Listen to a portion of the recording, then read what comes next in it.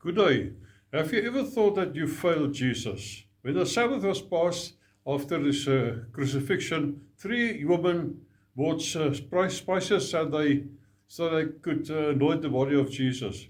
However, they became alarmed because the stone from the entrance to the tomb was rolled away. It was empty, and a young man clothed in long white robe was sitting inside. And Mark 16, verse 6 says, But he said to them, Do not be alarmed. You seek Jesus of Nazareth, who was crucified. He is risen, he is not here. See the place where they laid him.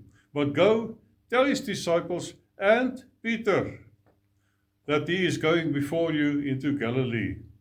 No one except for Judas Iscariot failed more during the events of Jesus' crucifixion than Simon Peter.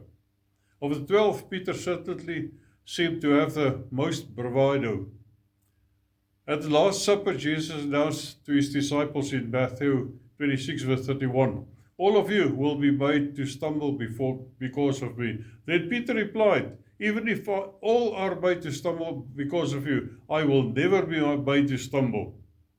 Then Jesus said in verse 34, Assuredly, I say to you that this night, before the rooster crows, you will deny me 3 times.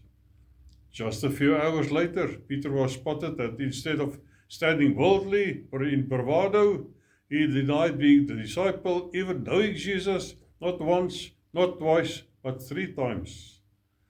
And what started this bravado ended with bitter tears of regret, failure, and shame.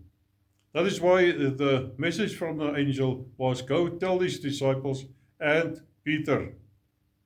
The risen Lord knew Peter needed reassurance, and he knew how to restore his faith.